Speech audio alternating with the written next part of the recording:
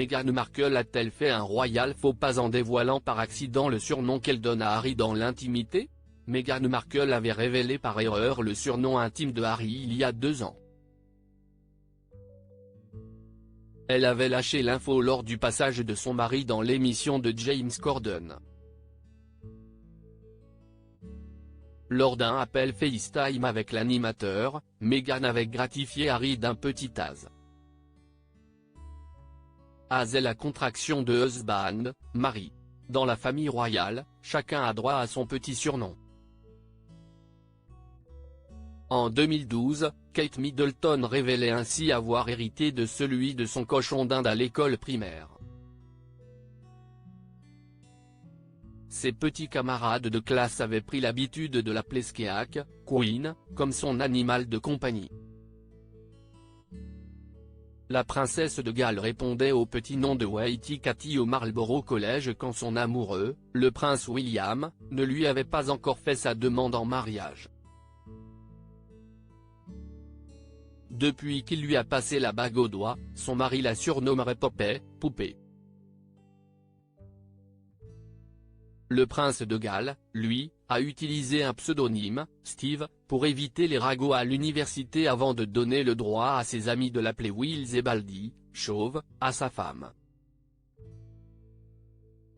Dans l'intimité, le prince Harry répond lui aussi à un surnom difficile à assumer. En 2021, Meghan Markle l'avait révélé par accident à James Corden devant des millions de téléspectateurs. Alors qu'il se promenait avec le petit frère de William à bord d'un bus lancé dans les rues de Los Angeles, l'animateur l'avait appelé via FaceTime. Voyant son mari en arrière-plan, Meghan avait lâché « Az, comment se passe ta visite de Los Angeles ?» Et Harry d'essuyer les moqueries de son hôte et ami, « Az. Je ne savais pas qu'on t'appelait Az. » Le duc de Sussex ne s'était pas laissé démonter pour autant, répondant du tac au tac, « Tu n'es pas femme ?» Car en effet, Az n'est autre que la contraction de husband. On murmure que Harry n'apprécierait pas particulièrement ce surnom. Ce surnom peu flatteur donné à Harry et Meghan n'ont jamais été vraiment appréciés à Buckingham Palace. La mention de leur nom fait frémir jusqu'à aujourd'hui les habitants comme le personnel de l'illustre demeure.